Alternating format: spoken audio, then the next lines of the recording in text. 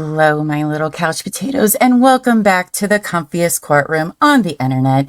I'm your host, Llama, and it's time for dramatic testimony, overruled objections, and absolutely unqualified opinions. So grab your snuggiest blanket, some delicious snacks, and get ready to watch court with your internet besties. This is Couch Court with Llama after dark. So I've had a few people ask me if I would cover the USA versus Sean Diddy Combs sex trafficking case that just started yesterday. I said yes. So here we are. Now, if you don't know this, there is no video or audio allowed in federal courts, which is BS if you ask me. But here we are. It looks like every news network around the world is there and giving live updates of everything going on inside the courtroom throughout the day. So we will be going through these updates together, and it's going to be something. Prepare yourself, guys. I'm going to try and get these updates recorded and out to you guys no later than 9 p.m. Eastern every weeknight, but try to be flexible as we are still streaming the Karen Reed trial every day at 8:30 a.m. Eastern time. I know, I'm a busy llama. I'm everywhere. Well, if you haven't yet, please like this video to appease the YouTube gods and be sure to click the subscribe button and the notification bell so you never miss when we go live or drop an episode. Okay. So let's get started with what you all are really here for. Okay, so let's talk about what Diddy is charged with. Combs is charged with racketeering conspiracy, 2 charges of sex trafficking, and 2 charges of transportation to engage in prostitution. Not great, you guys. It's not great. These are all federal charges, by the way, so it's no good when the feds are after you. Many of the most severe allegations relate to the racketeering conspiracy charge. This includes accusations of kidnapping, drugging, and coercing women into sexual activities, sometimes using firearms or threats of violence. He's a real neat guy. Separately, Mr. Combs faces a number of lawsuits accusing him of rape and assault. Tony Busby, a Texas lawyer handling some of these cases, said that more than 100 women and men from across the U.S. had either filed lawsuits against the rap mogul or intended to do so. I have read some of those lawsuits, and even if 1 or 2 of them is true, it is horrific. So one of the things a lot of people are always curious of when trial happens is the jury, right? How many people are on? What are they like? And we actually have some details about the jury. So I'm just going to share those real quick for those that are interested. It's not very long, I promise. Okay, so the jury is made up of 12 members and 6 alternates. It's comprised of 8 men and 4 women whose jobs range from massage therapist to neuroscientist to nursing home aide. That is quite an eclectic group of people. 4 of the jurors are white, while the rest are non-white. The panel will remain anonymous throughout the trial, which is slated to end by July 4th. Yeah, it's going to be a long one, you guys. It's going to be real long. So the panel includes Juror 1, who is a white man, 69, from Manhattan, who works as a massage therapist and listens to jazz. I love these little tidbits they give about the jurors. I wonder how it came up in voir dire, actually. So he is also a trained actor, single, and has no kids. One of his female relatives was the victim of domestic violence, which Combs' lawyers used to try to get him booted off. Because I have a feeling domestic violence is part of this too, but I don't think he's charged for it. Juror 2, a white man, 31, from Manhattan, who is an investment analyst, attends a country club in Connecticut, plays video games, and listens to orchestra. He saw the video of Combs beating ex-girlfriend and soon-to-be witness Cassie Ventura, but says he's a blank slate. Oof, okay, I saw that video. I don't know about that, but that's okay. You can still see stuff and be on the jury. You just have to promise that you're going to keep an open mind. That's really all they ask. Juror 3 is a man of color, 51, from Manhattan with a PhD in neuroscience who listens to opera. He also saw the beating video. I wonder if him and juror number 2 would bond over music. Juror 4, a woman of color, 30, from the Bronx, who works in the deli at a city supermarket, likes hip-hop, and says she only gets her news from, quote, word of mouth. Her relative was once arrested for bank theft. Okay. Juror 5, a black woman, 42, from Manhattan, who works as a dietary aide at a nursing home. She says she doesn't watch the news and is a fan of Harry Potter. I know who my favorite juror is. She once got a ticket for drinking in public. Well, I haven't gotten that, but I'm sure we could hang out. Juror 6, a man of color, 41, from the Bronx, who works in communications at a city residential treatment facility, reads the New York Post and listens to 90s hip-hop. Juror 7, an Asian man, 68, from Westchester County, who retired from a financial company, watches Fox and CNN, and plays cricket and volleyball. Look at him being active for his age. Good for him. Juror 8, a white man, 68, from Westchester, who retired from Verizon and is into bowling, hiking, and rock and roll. He says he is squeamish, doesn't, quote, like violence, and has seen the Ventura video. Juror 9, a black woman, 43, of Westchester, who works as a physician's assistant. She says she doesn't read a lot of news, but watches Netflix and likes to dance and listen to hip-hop and R&B. Juror 10, a white man, 67, of Westchester, who works as a logistics analyst and listens to news radio on the way to work. He likes watching Survivor and does woodworking. I too like Survivor, Juror 10. Juror 11, a black man, 39, of the Bronx, who is a social worker and listens to Afro beats. And Juror 12, a black woman, 74, of Manhattan, with a Bachelor's of Science degree and gets her news from outlets such as the New York Times and ABC. So those are our 12 jurors. I think they all sound very interesting. Maybe after the trial, they might want to come on Couch to Court with Llama. So just putting that out there, I think some of us would get along. All right. So day 1 was yesterday, May 12th, 2025. And we're going to start with prosecution's opening statements. Now, this is all just Cliff Notes versions, guys. I'm not going to sit here and read 8 hours of this. So we're getting Cliff Notes, but I think they're the main points. Okay.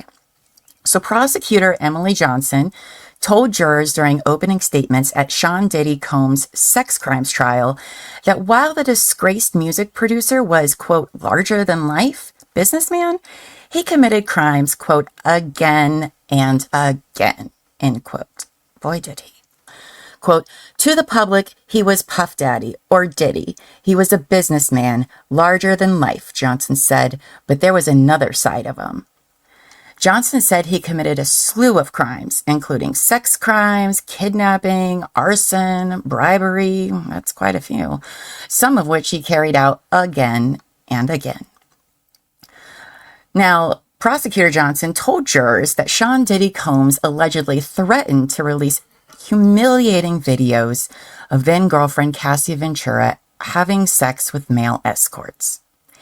The videos were, quote, souvenirs of the most humiliating nights of her life, Johnson said of the footage Combs allegedly took of the coerced sex marathons he forced Ventura into. Prosecutor Emily Johnson described one, quote, freak-off, because that's what he liked to call them, where Cassie felt like she was choking when Sean Diddy Combs, quote, this is tough, you guys, made an escort urinate in her mouth, end quote. You guys, that's gross. It's real gross.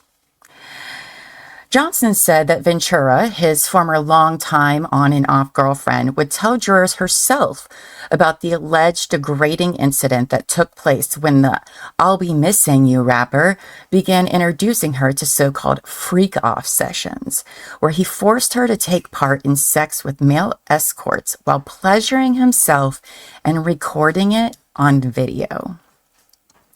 Jurors were told they'd see surveillance footage of the notorious 2016 incident where Sean Diddy Combs allegedly viciously beat then-girlfriend Cassie Ventura in a hotel hallway. You guys, I've seen it. You can find it on YouTube. Definitely go watch it after this. Quote, you will see video of the defendant brutally beating Cassie during a freak-off at a Los Angeles hotel, Prosecutor Emily Johnson said, referencing the incident that took place at the Intercontinental Hotel in Century City. Combs paid $100,000 to bury the now infamous video of him assaulting Cassie at a Los Angeles hotel. Combs allegedly slipped the cash to a hotel security guard to keep the sickening 2016 footage. Hush, hush. Who's already over this guy? I am. All right, but you know what? Let's hear what the defense has to say. I'm sure it's great. All right, so defense's opening statements. They say Sean Diddy Combs is a, quote, complicated man, and prosecutors will try to paint, quote, consensual relationships between adults as nefarious, his defense attorney Tina Garagos said in her opening statement. Sean Combs is a complicated man, but this is not a complicated case. This case is about love, jealousy, infidelity, and money. This case is about voluntary adult choices made by capable adults in consensual relationships, Garagos said. I don't know about that, but okay. Sean Diddy Combs' defense lawyer, Tina Garagos, argued the bombshell trial against her fallen musical producer client wasn't really about sex trafficking, but admitted he'd committed domestic violence. Quote, "We take full responsibility that there was domestic violence in this case," Garagos told jurors. "Domestic violence is not sex trafficking. I want to say it again. Domestic violence is not sex trafficking," end quote, before anyone thinks that I'm making that statement. I mean, if domestic violence is involved, were you voluntary? Was it consensual? I don't know. For the jurors to decide, I suppose. Sean Diddy Combs' lawyer argued that while jurors will hear testimony about the music mogul's, quote, swingers lifestyle and, quote, kinky sex, that doesn't make him a criminal. Quote, "You might hear about kinky sex, which may make you feel uncomfortable. It may not be what you do in your bedroom, but you are here to judge whether the government actually proved what they charged him with." They did not, the defense attorney claimed. Videos that Combs allegedly recorded of freak-off sessions will prove the women he's accused of coercing actually consented to take part in the sex marathons. Quote, "These videos are powerful evidence that it was consensual." During opening arguments, Combs' lawyer said there's nothing wrong with Combs loving baby oil because it's not a crime. You're right, it's not a crime. But loving baby oil, I don't know if that's one of my favorite things, but okay. Quote, "You may know of his love of baby oil. Is that a federal crime? No," Garagos told the jury shortly before lunch. Oh no, they had to hear that before lunch? Poor guys and ladies. The feds found 1,000 bottles of baby oil and lube that were used during freak-off sex sessions at Combs' house in Miami and Los Angeles, according to the indictment. 1,000 bottles. That's crazy to me. All right, you guys, let's start with our first witness, Israel Flores. He was a security guard at the Intercontinental Hotel in Los Angeles, and he's the prosecution's first witness of the trial. Oof.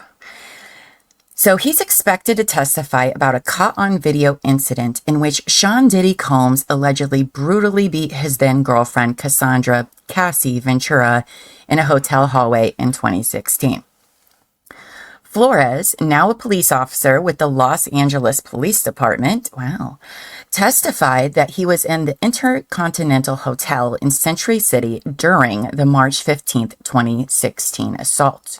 Quote, "I received a call saying there's a woman in distress on the 6th floor," he said. When asked by prosecutors whom he saw on the floor, he said he observed a man and a woman in the elevator lobby. "Mr. Combs, Sean Combs," he said, before identifying Combs in the courtroom.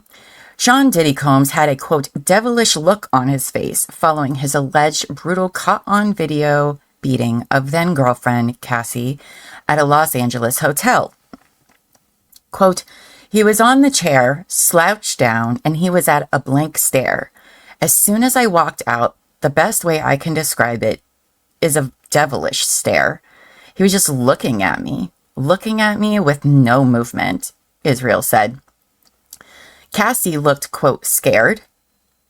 Flores told the jury, quote, she had her hoodie on. She was pretty much covered up. I couldn't see her face. Now, Combs offered a hotel security guard that stack of money we were talking about earlier, topped with $100 bills, telling him, Flores, to take care of this. That's called bribery. That's a crime. Israel Flores, then a security guard at the hotel, approached Combs after he saw a vicious fight on the security cameras involving what turned out to be Combs and Ventura.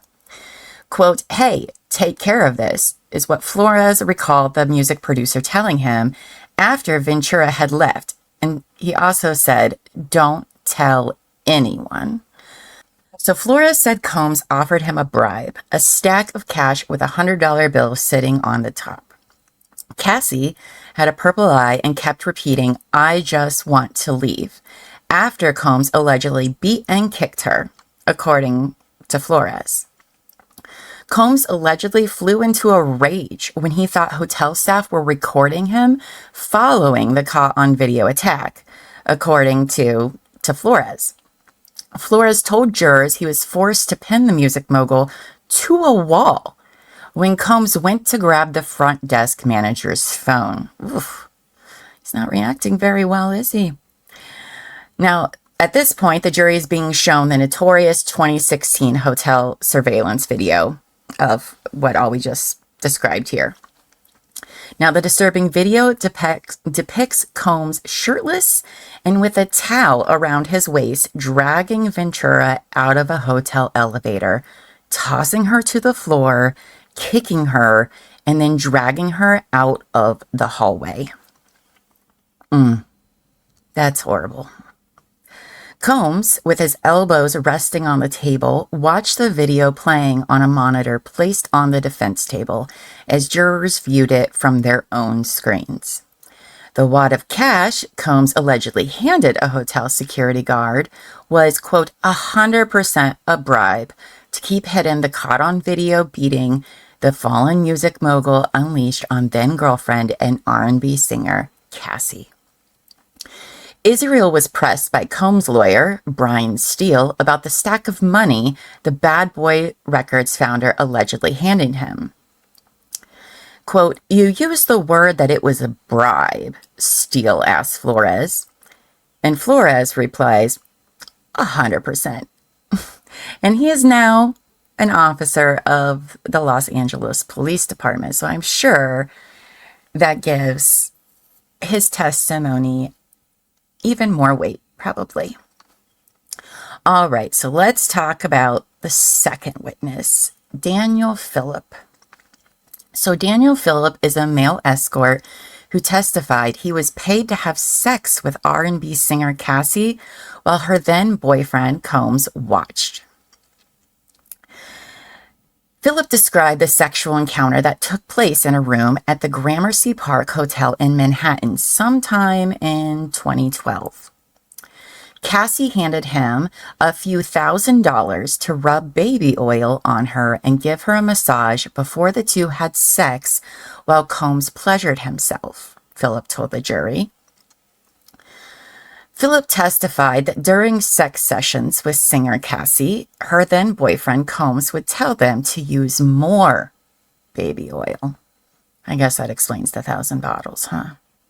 Quote, y'all need to rub more baby oil on each other. You don't have enough on, Phillips recalled Combs telling him during his encounters with Cassie that took place at hotels and at Combs' homes in Manhattan. On the first incident in 2012, Combs, wearing a white robe, baseball cap, and bandana over the bottom half of his face, okay, that's some weird roleplay, but okay, told Phillip he worked in the import-export business. Oh, because he was covering up being a celebrity. I bet he didn't want him to know who he was. But Phillip said when Combs spoke, he instantly recognized him as a prolific music producer. Knew it. Combs used a camcorder and cell phone to record one or two of the sexual encounters between Cassie and Philip. Philip said Combs also asked for his driver's license and took a photo of it. What? Why? That's weird, but okay. Quote, he took my driver's license and took a picture of it. He said it was just for insurance, just in case. Oh. So he could, like, find him later if he said anything, I bet. That's just my assumption, suspicion, speculation. That's the word I'm going for there. Anyway, okay, but Philip said based on Combs' demeanor, he understood it as the music moguls threatening me. Philip told the jurors he was paid as much as $6,000 for sex sessions with Cassie, while Combs would watch. Philip said he got paid between $700 to upwards of $5,000 or $6,000 every time he and Cassie engaged in a sex marathon that could last up to 10 hours. Wow. That's a lot. Okay. And if he couldn't perform properly, sometimes he wasn't paid anything. Oh, wow. Wow. Okay. Philip testified about being present when Combs beat up his singer girlfriend Cassie just because she told the fallen music mogul to hold on after he called her over. By the way, I just love that they keep calling him fallen music mogul. I love it. Philip said that the Bad Boys Records founder chucked a bottle towards Cassie and then, quote, grabbed her by the hair and started dragging her into the bedroom. Combs flew off the handle after Cassie told him to hold on, Philip claimed. Quote, Mr. Combs was basically saying, bitch, when I tell you to come here, you come, not later. Okay, sir. So Philip testified one time during a sex session with Cassie at the hotel. He heard Combs beating his girlfriend Cassie in another room. After having sex with Cassie, Philip said she went to the bedroom with Combs while the sex worker was in the living room. Quote, out of nowhere, I could hear Cassie yelling, I'm sorry, I'm sorry. And then I could hear again that someone was being slammed around the room, Philip said. Awful. Philip testified that he believed Cassie was in real danger and told her to leave her boyfriend, Combs, after witnessing him rough her up twice. Quote, I asked her, why is she staying with this guy if he's hitting her and beating her like this? I tried to explain to her that she's in real danger if she stays with him. Philip told the jury he never went to the police over his concerns because he was scared of Combs. Because remember, he took his freaking driver's license, okay? And of the other things in the lawsuits, Combs does things to people, allegedly. But, you know. Quote, this was someone with unlimited power, and chances are that even if I did go to the police, that I might be losing my life. Okay, and so then Philip wraps up the rest of the day on Tuesday. Combs' lawyer is getting ready to cross-examine him, but it's the end of the day. All right, you guys, let's do day 2. Tuesday, May 13th, 2025. All right, so we're back in court. The male escort, Daniel Phillip, is still on the stand being crossed by Combs' defense attorneys. So Philip admits he'd only seen Cassie appear to be messed up on a drug or alcohol one time when he was invited over for a sex session with her. Quote, the one time you saw her under any kind of influence or any type of drugs, Mr. Combs said no to sexual intercourse? Combs' lawyer, Xavier Donaldson, asked Phillips. Correct, Philip responded, after specifying he'd been summoned for a freak-off with the couple around 6 or 7 times. Prosecutors have claimed that Combs' victims were coerced to take drugs for the sex marathon. In case you all were wondering, there's a lot of talk about a lot of different drugs. That is all that Phillips had to say on the stand. After he gets off the stand, Combs' lawyer, Tina Garagos, is asking for Cassie's husband, because she is married now and expecting her third baby. She has a big old bump. Good for her. I hope she is happy, married with kids, after what we're probably going to hear. Good for her. Anyway, Combs' attorneys are asking that her husband, Alex Fine, to be barred from the courtroom while she testifies because Fine might be called as a defense witness. Interesting. Quote, Mr. Fine sent several threatening texts to Combs that he'd like to, quote, to beat the fuck out of him, Garagos said. Can't blame him. Quote, there's 3 areas of possible testimony that we might have to call him on our direct case. I mean, yeah, maybe you shouldn't send people texts, but like, he's just standing up for his wife. Anyway, okay, so they have that little tiff. I don't know what the result was for that. My guess is he was probably asked to leave. But on the stand comes Cassie Ventura, like the key witness. She really kicked off a lot with her lawsuit and really opened the door for a lot of people to come forward. Let's see. Okay, so Cassie comes in the courtroom. Cassie breathed in deeply several times as if mustering up the strength to keep her composure while testifying.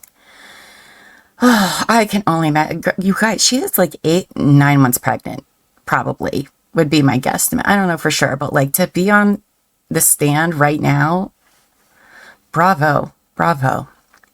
So when she first entered the courtroom, Diddy whipped around in his chair to look at her. Of course he did. But she stared straight ahead. Get him, girl. There has not appeared to be any eye contact between the pair so far, including when Cassie wept and dabbed her eyes with a tissue at times, such as when a prosecutor showed an image from the rapper's beatdown of her in a hotel room. I bet that's so hard.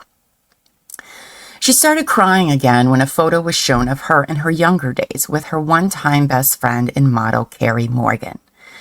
Diddy didn't have any noticeable reaction to his former girlfriend's testimony against him, only taking notes and passing them to his lawyers.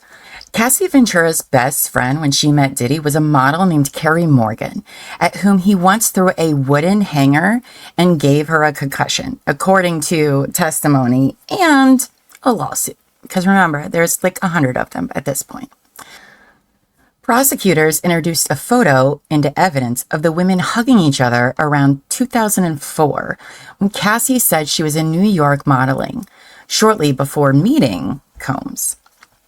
She called Morgan my best friend at the time.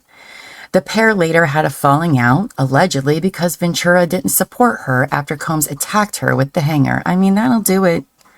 That'll do it. But they were very young at the time, so what are you going to do? Cassie had acknowledged in her 2023 suit against Combs that she and Morgan were inseparable before the attack in 2018 at Ventura's home. Her suit said Combs and Morgan got into a fight during which Mr. Combs threw a hanger at Miss Morgan. How hard do you gotta throw a hanger to give somebody concussion? Jeez, think about that. Quote, the incident resulted in a settlement between Mr. Combs and Ms. Morgan, and Ms. Ventura ended up paying Ms. Morgan additional funds in an attempt to resolve the dispute between her close friend and her abusive and controlling boyfriend. So she ended up paying her friend money? Ugh. Probably because Combs didn't want to pay her enough, and she was like, sorry, he's a cheapskate jerk face. I'm going to give you more money. How horrible. Quote, the relationship between Ms. Ventura and Ms. Morgan has been strained since this time. So then Cassie told the jurors that she eventually didn't have enough time to nurture her music career because the freak-offs became a job. I mean, the one guy was like, 10 hours of this. That's a pretty full-time job. She said she was constantly recovering from the sex parties she had had with Combs. Quote, "They took a big chunk out of my life," Cassie testified. "There was no space to do anything else but to recover and try to feel normal again." Oh, babes. Babes, that's rough. She said she would stay up for days, taking drugs, drinking, and having sex with a stranger. Quote, "The longest ever was 4 days, maybe even more, on and off with the breaks. It was significant." Oh my goodness. Cassie told jurors that Combs controlled even the smallest details of her appearance because, quote, "I had to look a certain way for freak-offs." For example, her nails needed to be painted white or French tip, and she needed to be tanned, she testified. And in general, Combs constantly commented on her looks and tried to curate how she appeared. Like she's a freaking doll. Ugh. Gross. He would say, quote, "Anything from I look too Mexican with my hair like that to I needed to have my nails done a certain way," end quote. Quote, "Appearance was very important to him. My appearance." Combs would tell her to work out and keep her body in shape, and they even discussed her getting breast implants, she testified. Cassie told the jury that one time she was handed a gun by one of Combs' security guards as they were going into a club in downtown Los Angeles, and while she was high on mushrooms. Wait a second. Oh, wasn't there another incident with Sean Puffy Combs? Well, this would have been when he was Puffy, and his, at the time, girlfriend, Jennifer Lopez, who were in a club and somebody got shot, and Jennifer had a gun in her purse because Combs made her put it in there. Anybody remember that? From the early aughts? Maybe it was late 90s, but I think it was early aughts. Quote, "I was freaking out the whole time that it was going to go off," Cassie testified. She said she had the firearm in her bag for an hour and a half, and all the while she was terrified. Quote, "I had no idea why I had a loaded gun," she said, noting she didn't know how to use one. Combs kept handguns in safe at all of his homes. Quote, "The guns were taken out here and there," she said. "I always felt it was a little bit of a scare tactic." Yes, girl. Yes. This man wants people to know, to feel intimidated by him, clearly. Diddy's staff would take away Cassie's belongings if he disapproved of her, she told the court. Asked if there was anything else besides snatching her car keys and kicking her out of her apartment that he would take away, Cassie replied, "My self-confidence." Oh, that's heartbreaking, Cassie. Because that's the most priceless thing of all. And that's what he really wanted. That's why he treated her the way he did and commenting on her like that. Oh, girl, I hope you're feeling better about yourself now. Cassie said she screamed and cried for Combs not to do anything stupid when he left in the middle of a freak-off to go confront his rival, Suge Knight. Oh, Suge. Y'all remember him? Those of us that were around in the 90s? Some of us do. Anyway, she said they were in the middle of one of the coerced sex marathons at one of his Los Angeles homes, but on a break, chilling with Damian D-Rock Butler came in and told Combs that Suge Knight, a manslaughter convict and former Death Row Records producer, was at Mel's Drive-In Diner. Combs quickly packed up and drove down there, she said. Quote, "I was crying, I was screaming, please don't do anything stupid," she testified. "I was just really nervous for him, what it meant, what they were going to do." Suge Knight is currently serving a 28-year prison sentence for killing a man he ran over with his pickup truck in 2014. There's a lot of other things people believe Suge is responsible for, but we won't get into that because it's allegations, so. But if you know, you know. Cassie said Diddy wanted her to have a nickname for him and asked what she called her grandfather. Oh, pause, you guys. Pause, get your barf bags, WTF, OMG. Quote, he wanted me to have a nickname for him. He asked me what I called my grandfather, and I said I called him Pop Pop. She said he asked her to call him that. Quote, I thought it was weird at the time, but now I think it's just disrespectful. Yes, ma'am. Yes. Yes, this is sadistic, in my opinion. I mean, different people like to be called different things. By the way, I'm not doing any kink shaming here. I'm not, by the way. Before somebody's like, yeah, you're doing kink. No, I'm not. Okay, this is different. This is a different scenario. Cassie revealed that her first freak-off was with a male stripper in Las Vegas, and that Diddy made her wear a masquerade mask and really high platform shoes for it. Quote, I was high. There wasn't too much feeling. I think it was a mixture of dirty and confusion with like, okay, he is really happy with me. I did something right, she testified. Oh, girl.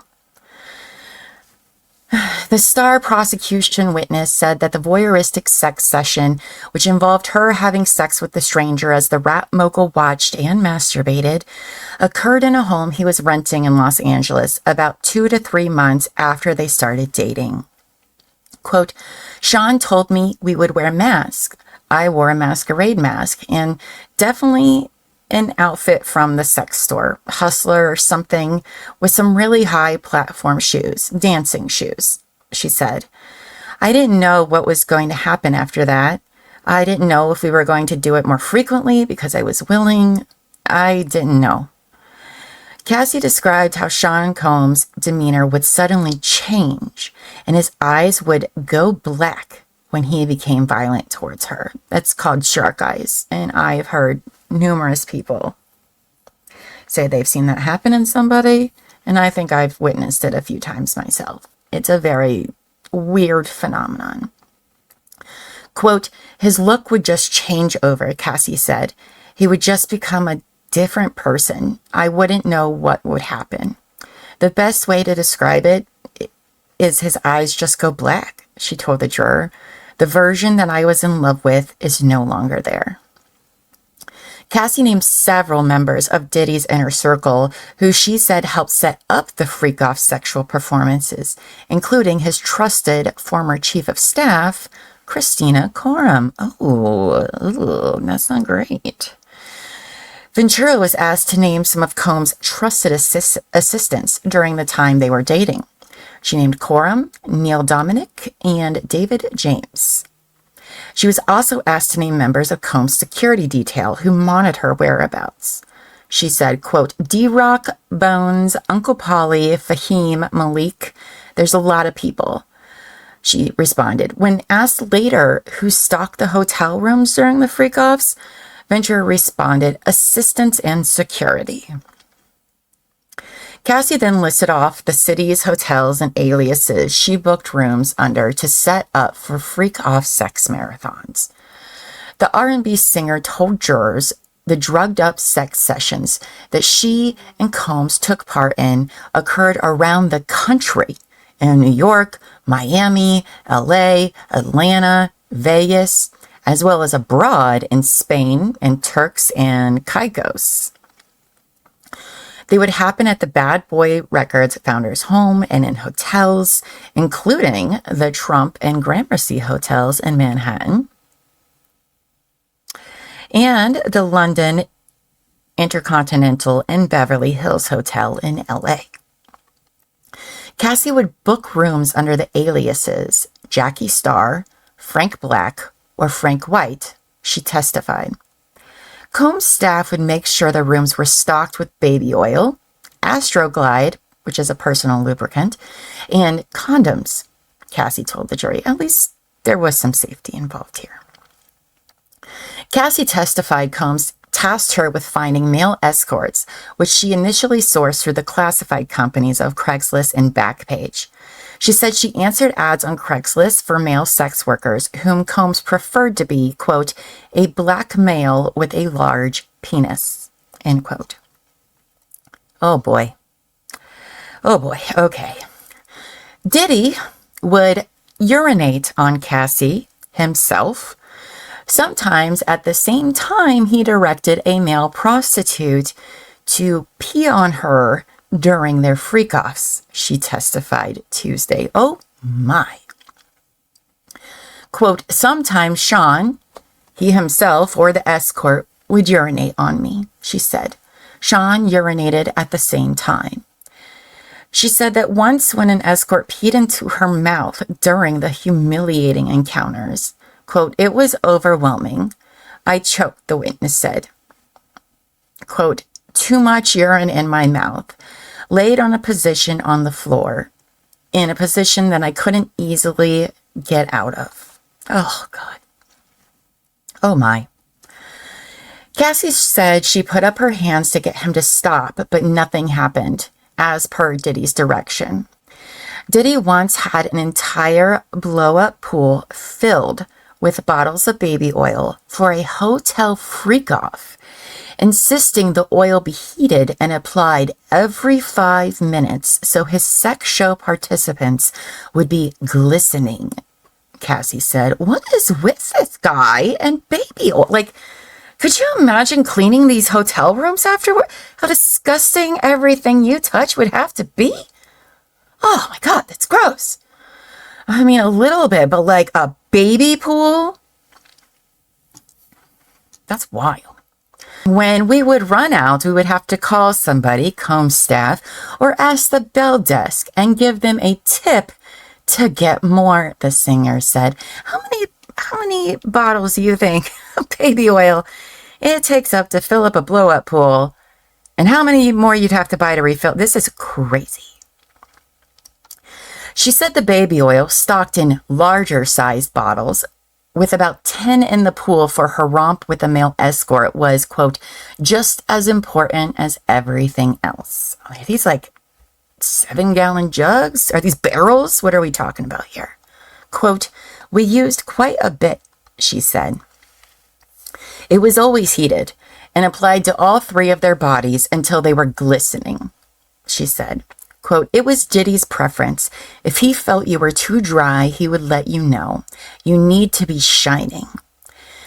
Cassie testified that one of the male escorts she and Combs hired went by the nickname The Punisher. Not the Marvel one, I don't think. I don't think it's going to be that one. Quote, we used him a couple of times for freak-offs, Cassie said, as she identified 6 escorts whose photos were shown to the jury. Cassie revealed that she and Combs referred to male escorts as new staff members when having their agent book travel to avoid any speculation. Quote, I definitely reached out to his travel agent, Cassie told the jury.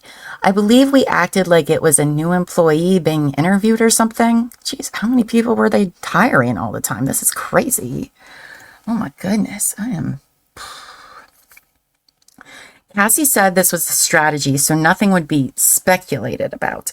Dude, like everybody had to know what was going on here. Come on. I mean, who's bringing in all the baby oil? I mean, come on. Cassie told the jury that she was high on drugs for every freak-off with Diddy, and that it often made her feel like she was going to vomit. Me too, girl. And I'm sober. Me too.